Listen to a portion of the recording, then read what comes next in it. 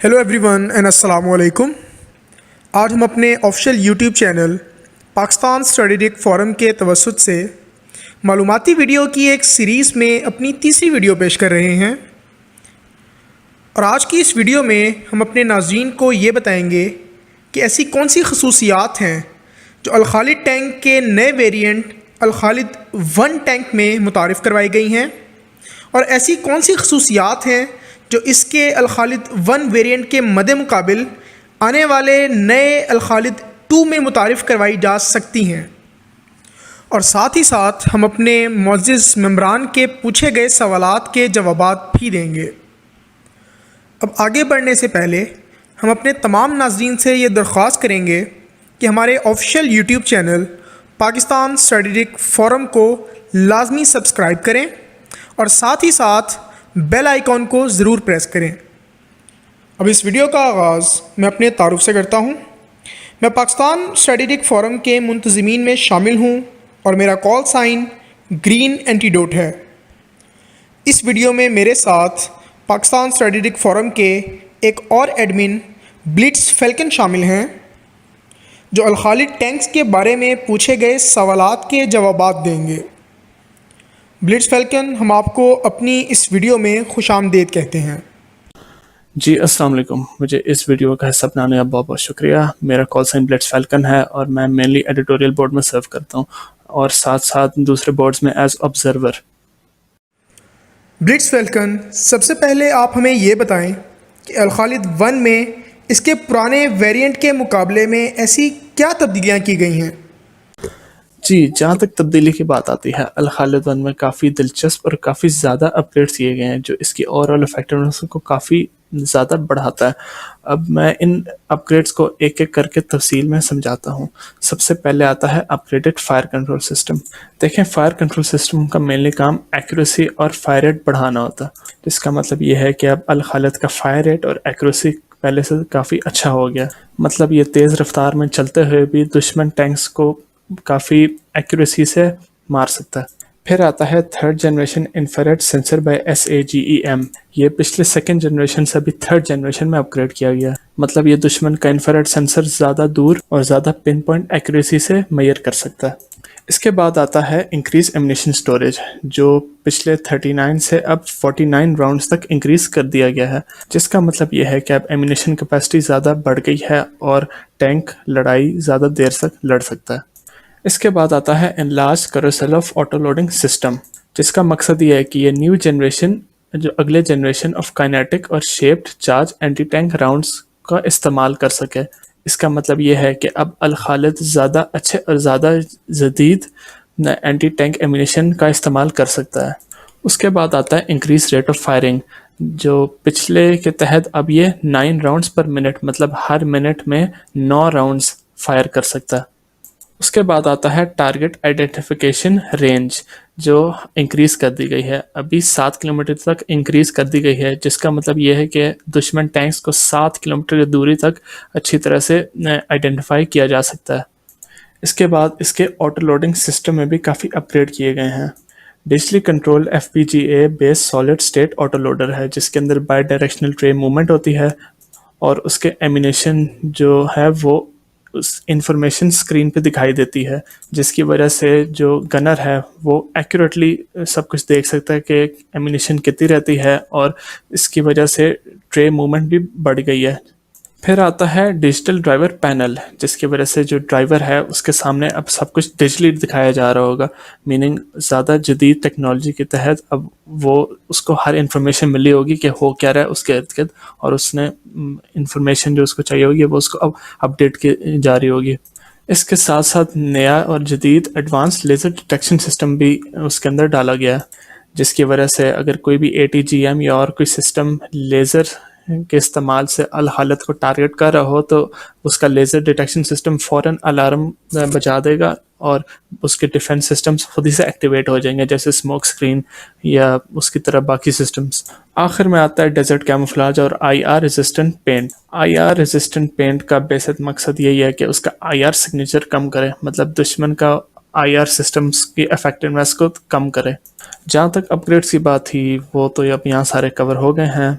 جس کی وجہ سے الخالد ون کی اوور آل افیکٹونیس پہلے سے کافی زیادہ بڑھ گئی ہے اور اب وہ ماڈرن اسٹینڈرڈس تک کافی حد تک دوسرے ٹینک سے کمپیریبل ہو گیا ہے۔ اچھا بلیٹس فیلکن، اب آپ ہمیں یہ بتائیں کہ وہ ایسی کون سی خصوصیات یا صلاحیتیں ہیں جو الخالد ون ویریئنٹ کے مقابلے میں الخالد ٹو میں بڑھائی جا سکتی ہیں یا انٹروڈیوس کروائی جا سکتی ہیں؟ جی دیکھیے، میری نظر میں اس اور پچھلے الخالد کے اندر جو سب سے بڑی کمی ہے وہ کمانڈر کے لیے اپنی تھرمل امیجنگ سسٹم کی کمی ہے، جو وہ کمانڈر استعمال کر کے اپنے ارد گرد کا جائزہ لے سکتا ہے اور ٹارگٹس کو ٹیگ کر سکتا ہے، اور یہ آج کل کے جنگ میں ماڈرن ٹینکس کے لیے بہت امپورٹنٹ فیچر ہے۔ اب اس کی وجہ سے الخالد ٹینک کے کمانڈر کو اپنے گنر کے تھرمل امیجنگ سسٹم کو استعمال کرنا پڑتا ہے اور یہ گنری آپریشنز کو ہنڈر کر سکتا ہے۔ اس لیے جو الخالد 2 ٹینک آئے گا اس میں سب سے پہلے اس فیچر کا ہونا ضروری ہے کہ کمانڈر کے پاس اپنا تھرمل امیجنگ سسٹم ہو اور پریفریبلی وہ نیکسٹ جنریشن ہونا چاہیے۔ اس کے بعد ہم انجن پہ آتے ہیں، جو پچھلا اور نیا والا الخالد 1 کے اندر جو انجن ہے اس کی ٹوٹل ہارس پاور 1200 ہے، اور یہ بری تو نہیں ہے لیکن اس کو اپ گریڈ کیا جا سکتا ہے۔ آج کل جو ماڈرن یا جو ٹاپ پہ ٹینکس ہیں ان کی ہارس پاور ایٹ لیسٹ 1500 تک ہوتی ہے، اور سورسز کے مطابق الخالد 2 ٹینک کے اندر جو انجن ہوگا وہ 1500 ایچ پی ہی ہوگا۔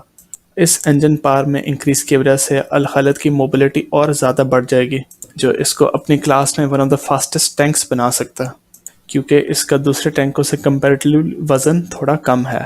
اس کے بعد جو اپ گریڈ میں چاہوں گا وہ ERA اپ گریڈ ہے، جو میں چاہوں گا الخالد 2 کے اندر نیکسٹ جنریشن ERA استعمال کیے جائیں۔ یہ ہم چائنا سے سپلائی کر سکتے ہیں یا یوکرین سے سپلائی کر سکتے ہیں، اور ہو سکے تو اوور آل کوریج بھی جو ٹیرنٹ پہ ہے زیادہ بڑھ جائے تو اس کی اوور آل پروٹیکشن بھی کافی بڑھ سکتی ہے۔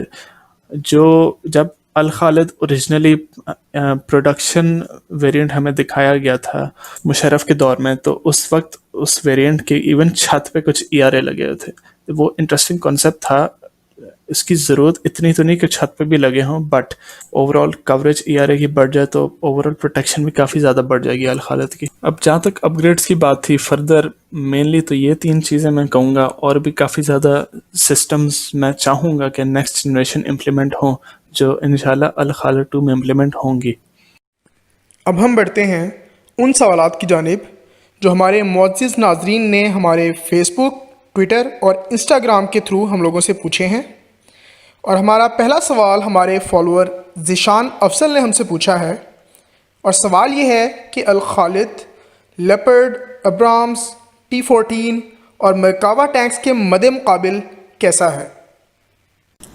دیکھیں، سب سے پہلے میں یہ کہنا چاہوں گا کہ جو دوسرے ٹینکوں کی بات ہوئی ہے جیسے ایبرمز یا لیوپولڈ یا مرکاوا، تو ان کو ڈیزائن کرتے ہوئے دیکھا گیا تھا کہ یہ استعمال کدھر ہوں گے۔ جیسے مرکاوا اسرائیل کو پتہ تھا کہ اربن ایریاز استعمال ہوگا، اس لیے انہوں نے اس کے آگے پیچھے اور سائڈوں کے آرمر کو مضبوط رکھا ہے تاکہ سائڈوں سے بھی کچھ لگے تو ٹینک تباہ نہ ہو۔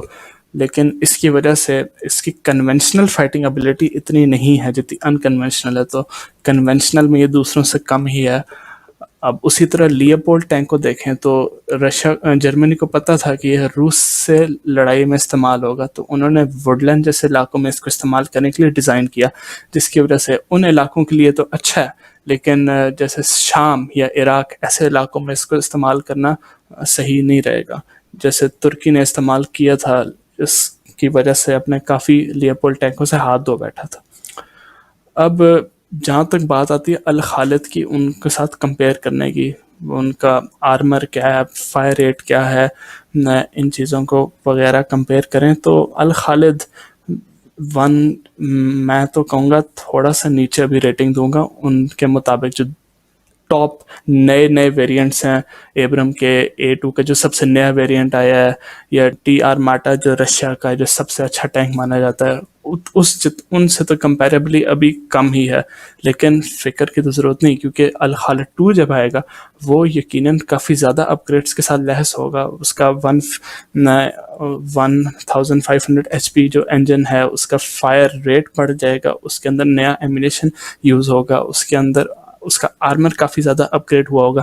مطلب ہمارے جو الخالد 2 ٹینک آئے گا انشاءاللہ وہ دنیا کے ٹاپ ٹینکوں کے اندر یا ان سے ہو سکے بہتر بھی نکل آئے چائنا کی مدد سے. لیکن تک الخالد 1 کی بات آتی ہے، میں تو یہ کہوں گا کہ جو انڈیا کے ساتھ لڑنے کے لیے ہمارے راجستھان صحرا یا ہمارے ایسٹرن بارڈر کے جو علاقے ہیں وہاں پہ الخالد 1 از ویری سوٹڈ لڑنے کے لیے ایز کمپیئر ٹو جیسے مرکاوا یا لیوپولڈ. ان ٹینکوں سے ادھر ہماری ضرورت کے مطابق یہ اچھا ہے اس علاقے میں لڑنے کے لیے. اچھا، میں یہ بھی اندر بات ڈالنا چاہوں گا تاکہ لوگوں کو کنفیوژن نہ ہو کہ جو دوسرے ٹینک ہیں ایبرم ہے، لیوپولڈ ہے، مرکاوا، ان کے جو سب سے پہلے ویریانٹ تھے یا کچھ بعد میں جب ویریانٹ آئے تھے ان سے تو کافی بہتر ہے الخالد 1. میں جب کمپیئر کر رہا تھا تو میں ان کے سب سے نئے جدید ویریانٹ کو مد نظر دیکھ کے کمپیئر کر رہا تھا کہ جو جیسے ایبرمس کا A2 کا سب سے نیا ویریانٹ آیا جس میں APS سسٹم بھی لگا ہوا ہے، باقی اور بھی نئے سسٹم ہیں، تو میں اس حساب سے کہہ رہا ہوں. انشاءاللہ جب الخالد 2 آئے گا تو وہ بھی ان سب سے نئے جدید ٹینکوں کے ساتھ کمپیریبل ہوگا اپنی ساری کیپیبلٹیز میں.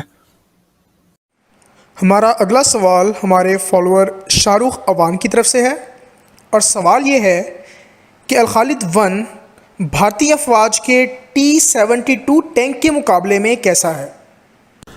جی، اب بھارتی افواج کے تمام ٹینکوں میں سب سے زیادہ تعداد T-72 ٹینک کی ہے جو ان کے پاس ان کا اپ گریڈڈ ویریانٹ استعمال میں ہے. اگر اس T-72 کا ہمارے الخالد 1 کے ساتھ مقابلہ کروایا جائے تو ہمیشہ جیت الخالد 1 کی ہوگی. اس کی سب سے بڑی وجہ یہ ہے کہ الخالد 1 کے پاس اس کی maximum combat effective range T-72 سے کافی زیادہ ہے. ہماری الخالد 1 کی افیکٹو رینج 3.5 کلومیٹر بتائی گئی ہے جبکہ T-72 کی اس سے کم ہے. اس کا مطلب یہ ہے کہ جب تک ان کا T-72 ہمارے الخالد کے قریب پہنچا ہوگا اس سے پہلے ہی الخالد اس پہ حملہ کر کے اس کو یا تو تباہ کر دے گا یا ڈسیبل کر دے گا کہ وہ اور لڑ نہ سکے. اس کے بعد یہی بات آتی ہے کہ الخالد 1 میں زیادہ جدید اکوپمنٹ سے الخالد لیس ہے. 3rd generation thermal imaging systems, IR imaging systems وغیرہ ہمارے ٹیکنالوجی کے حساب سے بھی الخالد 1 ان کے T-72 سے زیادہ بہتر ہے. ہمارا اگلا سوال ہمارے فالوور فیصل قیوم کی طرف سے پوچھا گیا ہے، اور سوال یہ ہے کہ الخالد 1 میں کون سا ایکٹیو پروٹیکشن سسٹم یوز کیا گیا ہے؟ جی، جہاں تک ایکٹیو پروٹیکشن سسٹم یا APS کی بات آتی ہے ابھی تک الخالد کو اس سے لحاظ نہیں کیا گیا. مطلب الخالد کے اندر کوئی ایکٹیو پروٹیکشن سسٹم ابھی تک نہیں ڈالا گیا. اگر ہم انٹرنیٹ پہ دیکھیں تو ہمیں کافی ایسی تصویریں ملتی ہیں جہاں پچھلے الخالد کے اوپر ولٹرا ایکٹیو پروٹیکشن سسٹم جو یوکرین کا ہے وہ لگا ہوا نظر آتا ہے. لیکن یہ جب پاک فوج اس کو ٹیسٹ کر رہی تھی تب کی پکچرز ہیں، اور پاک فوج نے اس کو فیل کر دیا تھا کیونکہ یہ ہماری ضرورت کے مطابق. ویڈیو کے اختتام کی طرف جانے سے پہلے میں بلٹس فیلکن سے پوچھنا چاہوں گا کہ اگر وہ الخالد ٹینکس کے بارے میں کچھ مزید نکات یا معلومات ہمارے ساتھ شیئر کرنا چاہتے ہیں. آخر میں بس یہ کہنا چاہوں گا کہ یقیناً الخالد 1 اپنے پچھلے ویریانٹ سے افیکٹونیس میں کافی زیادہ بڑھ گیا ہے. اس کے اندر جو 3rd جنریشن IR سسٹم لگے ہیں، اس کے اندر جو نیا لیزر ڈیٹیکشن سسٹم لگا ہے، جو IR ریزسٹنٹ پینٹ ہے وغیرہ، اس کی ہنٹنگ کیپیبلٹیز میں زیادہ اضافہ ہو گیا. اس کی ڈیفنس بھی اوور آل بڑھ گیا ہے. اب اس کی ساری اپ گریڈس کو ملا کے میں بولنا چاہوں تو اس کی رینج بڑھ گئی ہے جہاں پہ یہ فائر کر سکتا ہے.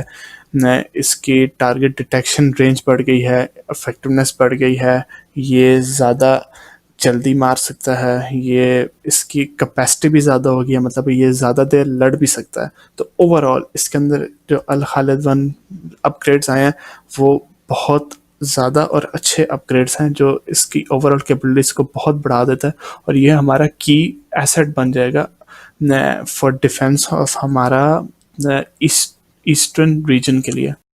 بلٹس فیلکن، آپ کے وقت کا بہت بہت شکریہ. میں یہ کہنا چاہتا ہوں کہ واقعی آپ کے ساتھ یہ سیشن نہایت معلوماتی تھا. اور میری طرف سے بھی آپ کے اور ویورز کے لیے بہت بہت شکریہ مجھے اس پروگرام کا حصہ بنانے کے لیے. ویورز کی طرف سے سوالات کافی دلچسپ تھے اور میں امید رکھتا ہوں کہ میں نے ان کو اچھی طرح ان کے جواب دے دیے ہیں.